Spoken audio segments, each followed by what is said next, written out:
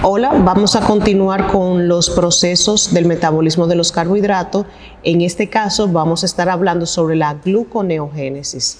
La gluconeogénesis es un proceso donde se realiza la síntesis de glucosa a partir de moléculas que no son carbohidratos, como por ejemplo el glicerol, el piruvato y también aminoácidos como la alanina de manera puntual. Entonces, este proceso se va a realizar en el citosol o también en la mitocondria. Y en este proceso, muchos lo conocerán como un proceso también inverso a la glucólisis, porque muchas de las reacciones que se realizan en la glucólisis se comparten también con la gluconeogénesis. Este proceso se va a realizar sobre todo cuando existen ayunos mayores de 24 horas y donde el glucógeno hepático ya se ha reducido en su totalidad.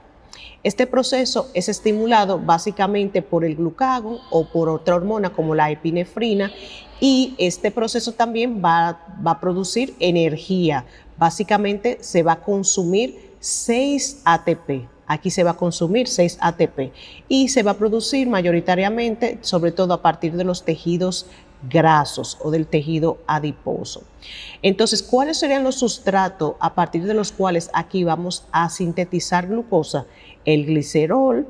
Ese glicerol lo vamos a obtener de los triacilgliceroles, el lactato que se va a producir en la glucólisis anaerobia y los aminoácidos, como le dije puntualmente, la alanina, que se produce a partir de moléculas o de, mejor dicho, de las proteínas musculares. Aquí tienen una imagen donde se ve esa glucólisis de manera inversa, pero donde se ven las 3 reacciones puntuales que debemos manejar para este punto. Entonces nosotros vamos a tener un paso importante, que sería el primer paso, donde el piruvato se convierte a fosfoenol piruvato. Todo este proceso lo estamos realizando a nivel del citosol y también viene a partir de un proceso de una lanzadera donde se usa el acetato, se va a convertir en malato y ese malato también se puede producir o se puede convertir en piruvato. Entonces, a partir de ahí puede continuar la gluconeogénesis en este caso. Ahí también hay un proceso enzimático donde interviene la piruvato carboxilasa. Entonces vamos a tener ahora una segunda reacción, un segundo punto importante de diferenciación con la glucólisis, donde la fructosa 1,6 bifosfato se va a convertir en fructosa 6-fosfato. Esa es la segunda reacción de diferenciación, y la primera reacción de diferenciación sería que de esa fructosa 6-fosfato vamos a producir glucosa 6-fosfato y esa glucosa 6-fosfato se va a convertir en glucosa libre. Todas esas reacciones están mediadas por diferentes enzimas que van a ser también los puntos de regulación de la gluconeogénesis.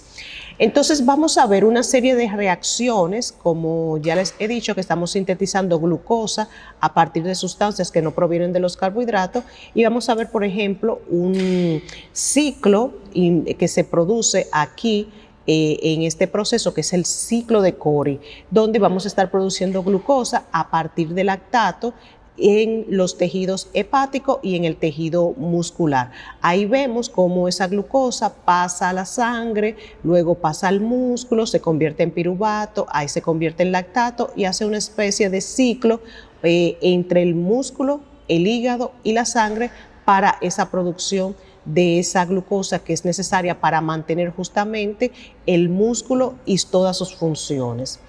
Entonces aquí le dejo una imagen de ese ciclo de Cori para que vean en los tejidos, porque es un ciclo funcional que se está produciendo entre el hígado, el músculo y la sangre aquí.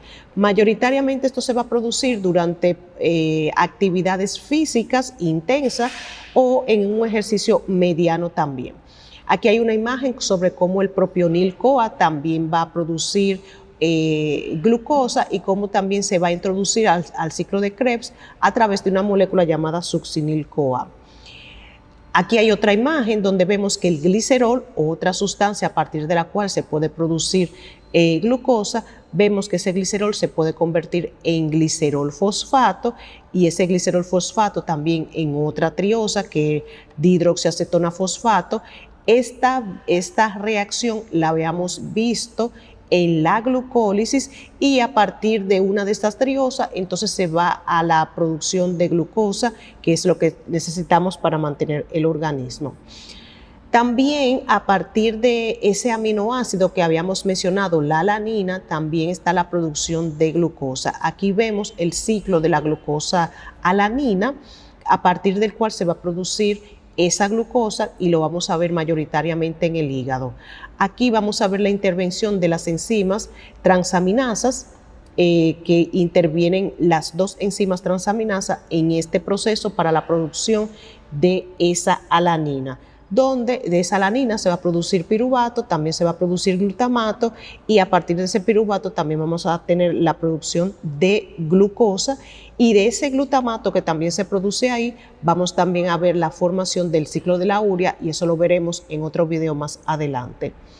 Aquí le dejo la imagen de todo el proceso de la gluconeogénesis para que vean todos los procesos, los puntos de diferenciación, que también son puntos de regulación de este proceso aquí. Entonces, vamos a hablar un poco sobre el control de la gluconeogénesis, donde ese control se realiza en diferentes momentos. Por ejemplo, cuando estemos en el momento del ejercicio, aquí vamos a estar en la producción de lactato, donde se realiza el ciclo de Cori mayoritariamente. Otro punto también en la regulación es en el ayuno, porque en el ayuno cuando tenemos más de 24 horas ya estaremos utilizando el tejido adiposo, donde vamos a obtener glicerol y a partir de ese glicerol vamos a obtener glucosa y vamos a tener la producción también de aminoácidos. Las dietas ricas en proteína también nos van a producir aminoácidos y a partir de alguno de esos aminoácidos vamos a producir glucosa. Y el estrés también, el estrés metabólico, el estrés oxidativo también puede llevarnos a esa producción de glicerol. Entonces vamos a ver, por ejemplo, las enzimas como la piruvato carboxilasa, donde vamos a tener justamente ese sustrato, el piruvato, vamos a tener un producto que es el oxalacetato, para la formación en ese proceso de un metabolito aquí que sería el oxalacetato y donde interviene el acetil-CoA. A partir de ese acetil-CoA entonces también vamos a tener esa producción energética. Entonces aquí vamos a tener otra enzima importante que es la piruvato deshidrogenasa. A partir del piruvato vamos a producir acetil-CoA, donde el acetil-CoA también funciona como un efector negativo para este proceso y a partir de ese acetil-CoA entonces vamos a entrar a la producción de ATP, pero en el ciclo de Krebs. Sin embargo, este proceso de la gluconeogénesis es un proceso que consume ATP, consume cerca de 6 ATP, aunque aún no haya producción exacta. Entonces aquí les dejo esta imagen donde vemos las enzimas irreversibles, que es la modificación alostérica, con sus efectores negativos y positivos, donde vamos a ver que la piruvato carboxilasa, la piruvato deshidrogenasa, también forma parte de la regulación de este proceso. Entonces, aquí vemos las enzimas reguladoras de la glucólisis que también forma parte de este proceso, como la piruvatoquinasa y la fosfofructoquinasa 1.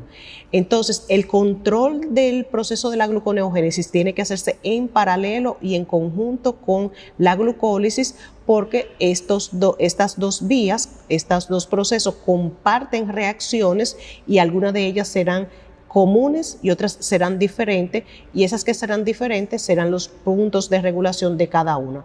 Por ejemplo, en la glucólisis vamos a tener la fosfofructoquinasa 1 que no va a intervenir en la regulación de la gluconeogénesis. En la gluconeogénesis vamos a tener la fructosa 1,6 difosfatasa que sí va a entrar en la regulación de ese proceso. Aquí está una imagen sobre la producción de esa fructosa 2,6 bifosfato para que puedan ver de dónde surge esta molécula que interviene en ese proceso. Aquí le dejo también esta imagen para que vean dónde están colocadas esas enzimas reguladoras de ese proceso y vean los puntos donde están su modificación covalente y sobre todo esos cofactores o esas moléculas, mejor dicho, que funcionan como efectores positivos y efectores negativos. Aquí vemos los efectores negativos en muchos de estos puntos, como el ATP, el AMP y la misma fructosa 2,6 bifosfato también funciona como un inhibidor. Entonces, hasta aquí nuestro proceso de la gluconeogénesis. Nos vemos en la siguiente serie de estos videos.